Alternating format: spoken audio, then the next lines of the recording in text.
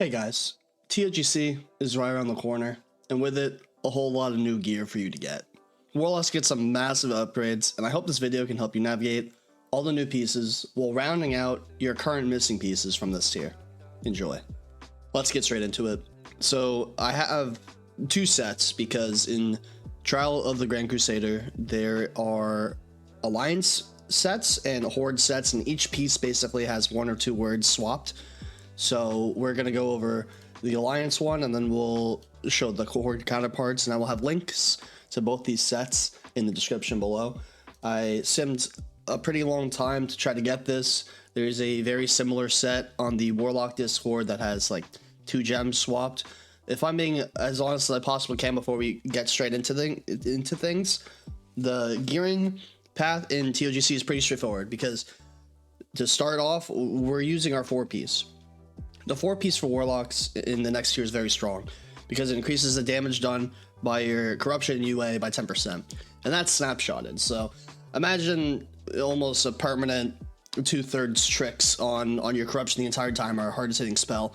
So it's going to be really strong. So for the helm, the shoulders, the gloves, and the legs are already kind of spoken for at this point. So you don't really have to worry about those. Those are pretty straightforward because we want our 4-piece. You have to build to it somehow.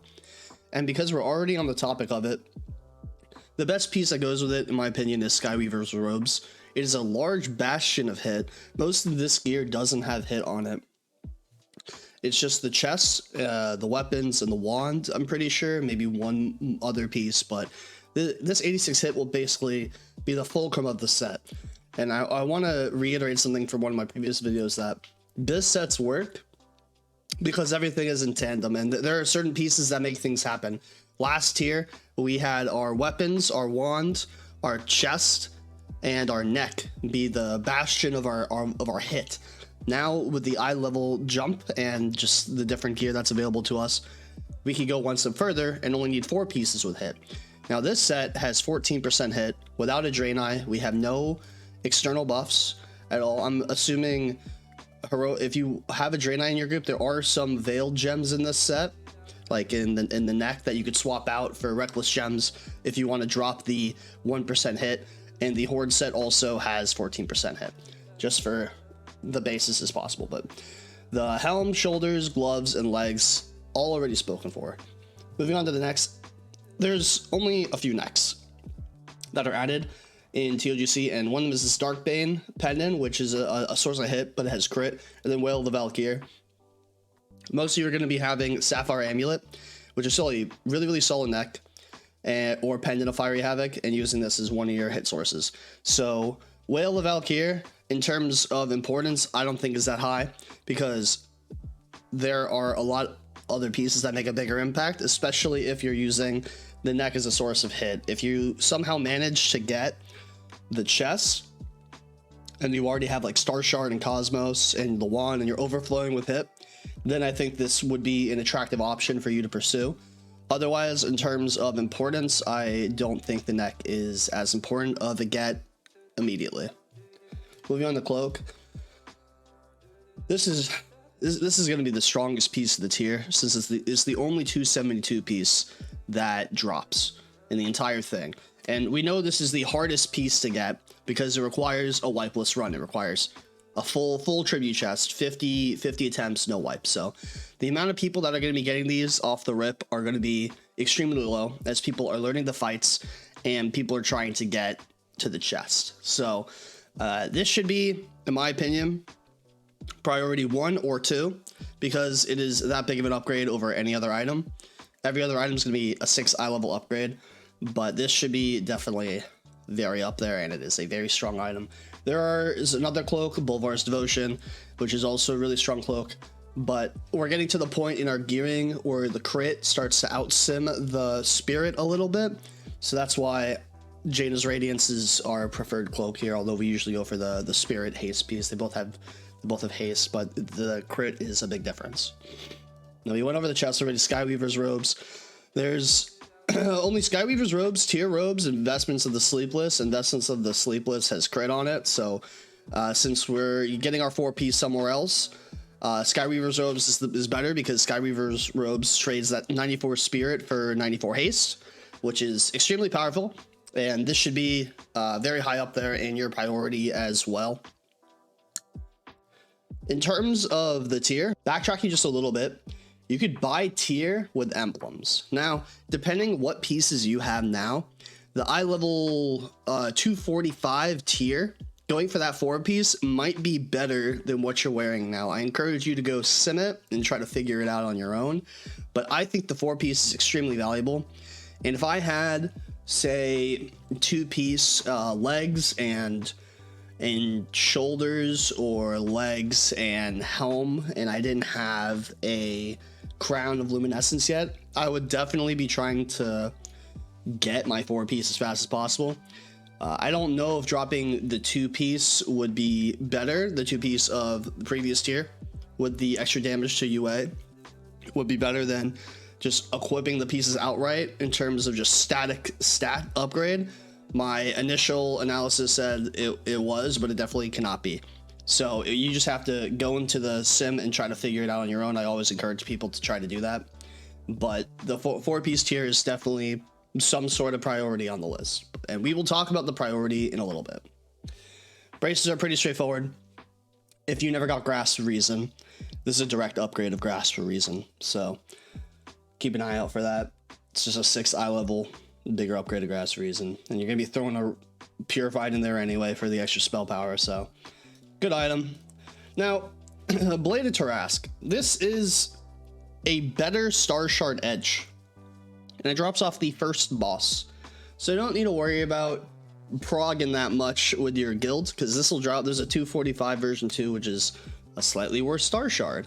So if you have Star Shard, you're in a very good spot, and you don't need to worry about the weapon as much going to next tier, and should consider this a little bit lower in your priority, given how many other great pieces and great mixing and matching that we have to do. The puzzle piece that is the Warlock gear. So I'm going to reiterate this later, but if you have a Star Shard already, you shouldn't be worrying as much about the weapon next tier. You should definitely focus on getting something a little more coveted, like the Cloak or your tier. The other weapons aren't really as good. You really want your weapons as your source of hit. None of the other weapons that kind of come around have that a lot of hit. Like, most of our tier doesn't have hit. The gloves are the only piece, so we're just kind of begging for hit, and that's just going to come from our weapons. The offhand is a little weird, because there's a 258 offhand, and this is the difference right here. You're basically trading the crit for the haste and a little bit of hit for a socket, and I think that the socket makes this worthwhile, and because the little bit of haste helps you get to a better place with your haste than where you were before.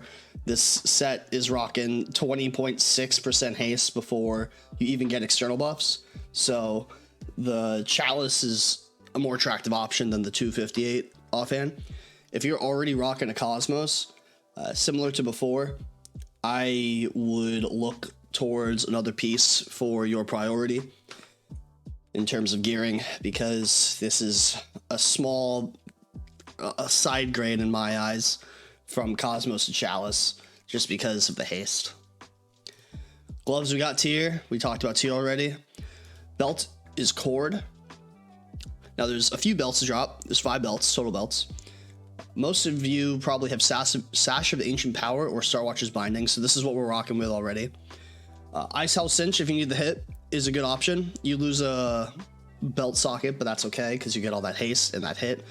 I would consider it an upgrade over Sash of Ancient Power. I would probably use it. Cord of Biting Cold, I don't like this belt at all, because it's crit, and I don't want crit at all. This is the best belt in my opinion. 3 sockets, haste, spell power, straightforward. We get our hit somewhere else. Another hit haste belt. This is much better than Sash of Ancient Power. And Cord of Biting Cold, another crit option. I would try to send this over to the mages. Legs, tier again. But I did want to mention, in the demo set, which I will be posting soon, This is the off piece that I would recommend going for because it has a very nice bastion of spirit and haste. And if you really wanted to, you could use this for hit, just like people use Leggings of Enslaved Idol last tier with the hit and the crit and the 3 sockets. This is like the same thing, Leggings of the Deepening Void. And Leggings of Soothing Touch can be used here if you want to find a new off piece that has more hit than the chest. So keep that in mind. I think the tier is the best option here, but obviously it's dynamic. You can choose what you want. Boots, there's 2 really good pairs of boots.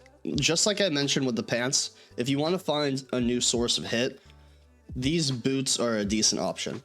They have a lot of hit on them, they have haste, they have spell power. It's exactly what we want for us. This is a more attractive option in my opinion, where you sacrifice all of that hit for haste and spirit. So definitely keep an eye out for whichever one fits your needs more at the time. This is the one I would ultimately personally want to end up with. Now, our rings last year were Conductive Seal and Nebula Band. This is better than Nebula Band. Straight up, it's unfortunate that you lose out on the haste and you get crit and spirit, but it's just a better option. It sims better, and it's 258 over Nebula Band. So move over Nebula Band. There's a new ring in town, but I also want to mention, if you have Nebula Band, I want to make it a priority to get Band of Deplorable Violence. I think there's other items where you should throw your weight at for. And your second ring, of course, is Conductive Seal. Very powerful, strong ring, has everything we need in one cute little bundle. Now, trinkets. In my opinion, there's only 2 trinkets. There's Scale of Fates from this tier, and there's Flare, also from this tier, wherever the Flare might be. Now, Flare has traditionally, and Scale, have very poor drop rates. Flare has an interesting proc rate, and it doesn't proc off dot ticks, so sometimes it can be a little annoying. Scale is absolute and is amazing for every single boss. Even if it's a fast boss, it's just really, really nice. So I would definitely try to keep these as the 2 trinkets that I gun for. But we haven't really looked at Reign of the Unlimiting. But if you guys are looking at Reign of the Unlimiting as an option, I just want to let you know that it doesn't proc off of dot ticks. Well, you can see the equip. You gain a shard flip each time you cause a non-periodic spell crit. So if your corruption is critting, then you don't get a stack. It doesn't seem like an attractive option for warlocks, so I would recommend against it for Affliction. Demo is another story, but we're talking about Affliction today. And there's not really any other trinket worth mentioning, in my opinion, for this tier. Even from 10-man, I don't really like anything in there. They're mostly just hit trinkets, or they have some healing component, so I would still run Ulduar and try to get these 2 as a power combo. And lastly, wands. There's 2 wands in this tier. There's Petrified Sprig, which hopefully you guys have by now, although Ulduar 10 is probably getting pretty stale at this point and not seeing your Sprig. And then there's Rod of Imprisoned Souls, which is another 245 wand.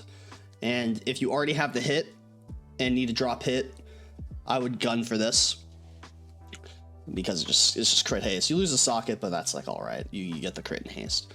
Now, in terms of priority, I think the #1 item should definitely be the Cloak.